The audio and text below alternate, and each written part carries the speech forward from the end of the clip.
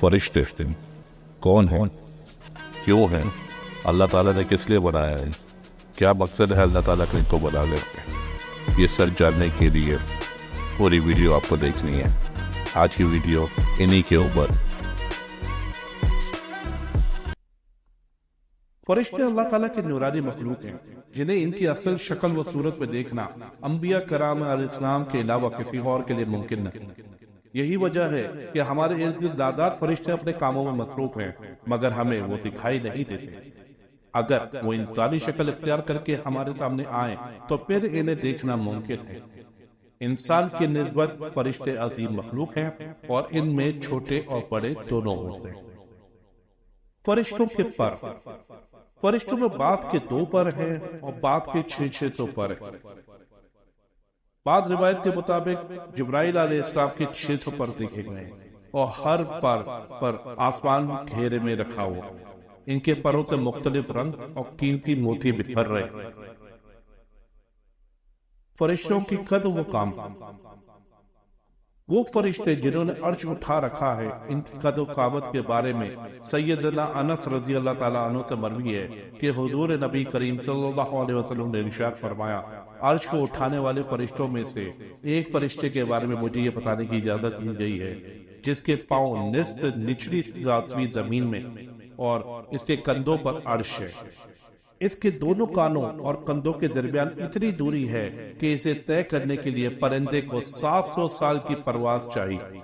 وہ فرشتہ صرف ایک ہی بات کہتا ہے کہ اللہ تو پاک ہے، جہاں بھی ہے اور جہاں بھی ہو۔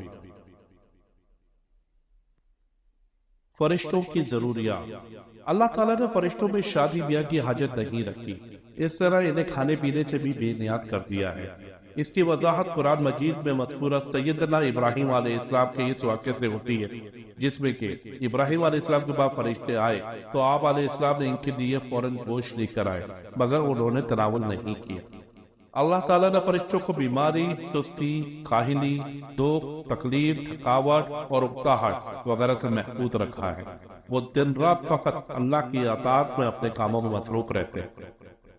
قرآن مجید میں بیان ہوا ہے کہ آسمان اور زمین میں جو کچھ ہے اسے اللہ کا ہی ہے، اور جتنے اس کے پاس فرشتے ہیں وہ اس کی عبادت سے نہ سرکشی کرتے ہیں نہ تھکتے ہیں۔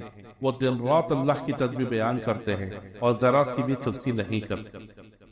فرشتے تقریباً عام طور پر آسمانوں میں ہی رہتے ہیں، جو صرف اللہ کے حکم سے مختلف کاموں کے لیے زمین پر اترتے ہیں اور پھر واپس آسمان پر چلے جاتے ہیں۔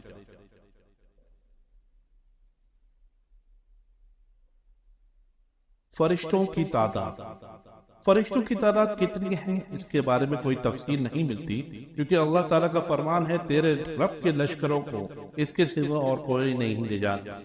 بعض احادیث سے معلوم ہوتا ہے کہ فرشتوں کی تعداد بہت زیادہ ہے، بلکہ اندازہ ہوتا ہے کہ انسانوں اور جنوں سے بھی ان کی تعداد زیادہ ہے۔ سیدنا ابو ذر رضی اللہ تعالیٰ عنہ سے مروی ہے کہ اللہ کے رسول صلی اللہ علیہ وسلم نے فرمایا، آسمانوں میں کہیں 4 انگل جگہ بھی ایسی نہیں جہاں کوئی نہ کوئی فرشتہ سجدہ زیر نہ ہو۔ سبحان اللہ۔ سیدنا عبداللہ بن مسعود رضی اللہ تعالیٰ عنہ سے مروی ہے کہ اللہ کے رسول صلی اللہ علیہ وسلم نے فرمایا، قیامت کے روز جہنم کو اس حال میں لایا جائے گا کہ اس کے 70 لگامیں ہوں گی اور ہر لگام کے ساتھ 70,000 فرشتے ہوں گے جو اسے کھینچ کے لا رکھیں۔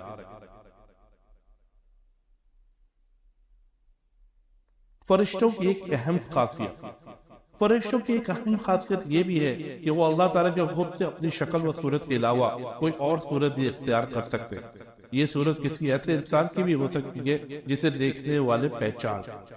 انسان کے علاوہ کسی اور جاندار کی صورت اختیار کرنے کی فرشتوں کی طاقت ہے یا نہیں، اس کے بارے میں قرآن و سنت میں کوئی صراحت یا ذکر نہیں ملتا۔ البتہ ان کی انسانی شکل اختیار کرنے کے واقعات ضرور ملتے ہیں جن سے یہ اندازہ ہوتا ہے کہ فرشتے اللہ تعالیٰ کے حکم سے دیگر شکلیں بھی اختیار کر سکتے ہیں۔ سیدنا ابراہیم علیہ السلام کے بعد فرشتے انسانی شکل میں آئے اور ابراہیم علیہ السلام ان فرشتوں کا پہچان نہ پایا۔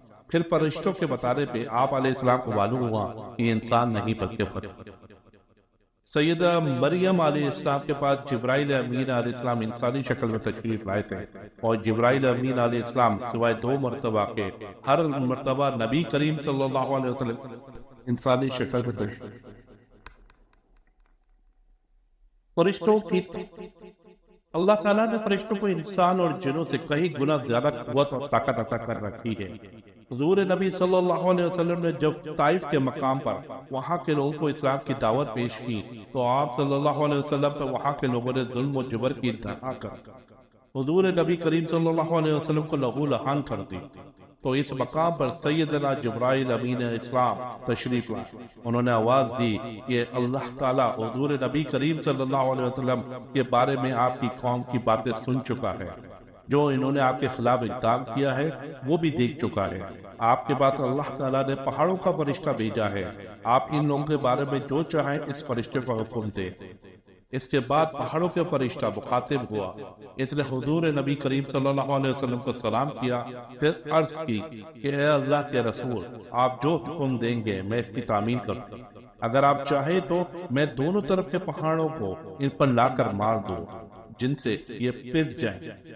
اس طرح جبرائیل امین علیہ السلام کی قوت و طاقت کے بارے میں قرآن مجید میں ہے کہ انہیں حضور نبی کریم صلی اللہ علیہ وسلم کو زبردست طاقت والے فرشتے کہا گیا ہے۔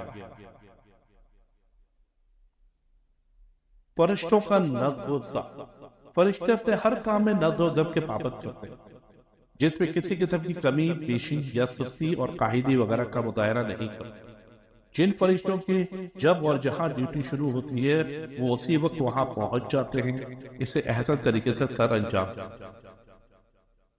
فرشتوں کی موت، جس طرح انسان کی پیدائش اور موت مختلف مراحل ہوتے ہیں، فرشتوں کے لیے یہ مراحل نہیں ہیں، یعنی دنیا میں نئے انسان پیدا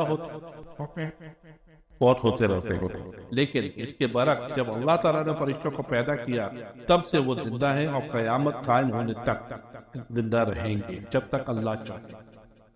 تب اللہ تعالیٰ کی طرف سے انہیں جو ذمہ داری دی گئی ہے وہ نبھاتے رہیں گے، انہیں ایسے طریقے سے وہ پورا کرتے رہیں گے، لیکن جب قیامت آئے گی تو یہ فرشتے بھی موت سے دوچار ہوں گے۔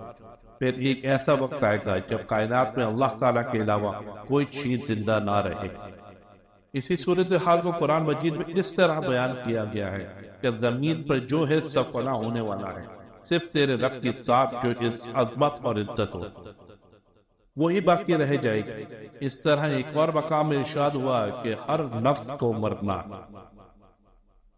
تو دیکھا میرے ساتھیوں، اللہ تعالیٰ نے انسان کو اشرف المخلوقات بنا کے زمین پہ بھیجا اور اچھے برے کے بارے میں سب بیان کر دیا، اور انسان کو اس کی زندگی گزارنے کے لیے اس کے اوپر چھوڑ دیا کہ وہ کس چیز کو پسند کرتا ہے۔